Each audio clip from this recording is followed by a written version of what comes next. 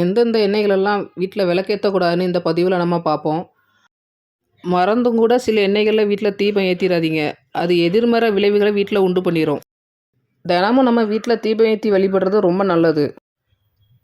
நம்ம வீட்டு பூஜை அறையில் நல்லெண்ணெய் அல்லது நெய் இதை பயன்படுத்தி மட்டுமே தீபம் ஏற்றணும்னு ஆன்மீக சாஸ்திரத்தில் சொல்லப்பட்டிருக்குது. மறந்தும் கூட சில எண்ணெய்களில் வீட்டில் தீபம் ஏற்றாதீங்க. அப்படி ஏற்றினா எதிர்மறை விளைவுகள் தான் வரும். கடலெண்ணெயை பயன்படுத்தி வீட்டிலனாலும் சரி கோயிலனாலும் சரி விளக்கேற்றக்கூடாது. கடலெண்ணெய் உடம்புக்கு ரொம்ப நல்லது தான், ஆனால் விளக்கேற்றுறதுக்கு ஆகாதது. எங்கே கடலெண்ணெயில் விளக்கேற்றுறாங்களோ தரித்திரம் அங்கேயே இருக்கும்னு சொல்லுவாங்க.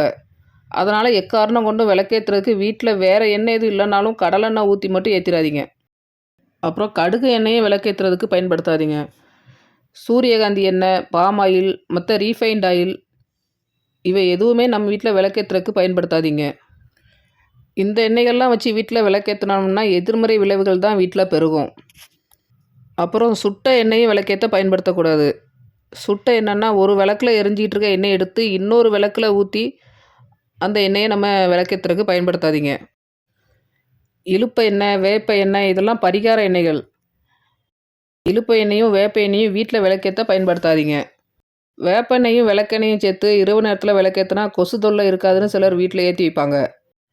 அப்படி மட்டும் விளக்கேற்றி வச்சிடாதீங்க. அது எதிர்மறையான விளைவுகளை உண்டு பண்ணிடும். நோய் நொடிகளை கொண்டு வந்து நமக்கு சேர்த்துரும். சிவன் கோவிலில் இலுப்பை எண்ணெய் ஊற்றி தீபம் ஏற்றி வழிபட்டோம்னா கடன்கள் தீரும். இலுப்பை எண்ணெய் கோவில்களில் மட்டும் விளக்கேற்ற பயன்படுத்துங்க.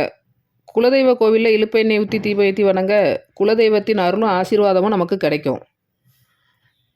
வீட்டில் விளக்கேற்ற இலுப்பை எண்ணெய் பயன்படுத்தாதீங்க. தினமும் வீட்டில் பிரம்ம முகூர்த்த நேரத்தில் விளக்கேற்றி தெய்வங்களை வணங்குங்க.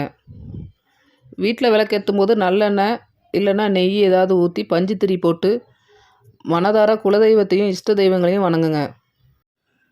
குலதெய்வத்தின் அருளும் ஆசீர்வாதமும் நம் இஷ்ட தெய்வங்களின் ஆசீர்வாதமும் நமக்கு கிடைக்கும். லட்சுமி கடாட்சம் பெருகும்.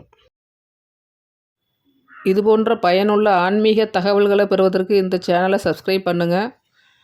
இந்த தகவல் உங்களுக்கு பிடிச்சிருந்தால் லைக் பண்ணுங்கள். நான் போடுற வீடியோ உடனுக்குடன் தெரிகிறதுக்கு நோட்டிஃபிகேஷன் பட்டனை கிளிக் பண்ணுங்கள். நன்றி, வணக்கம்.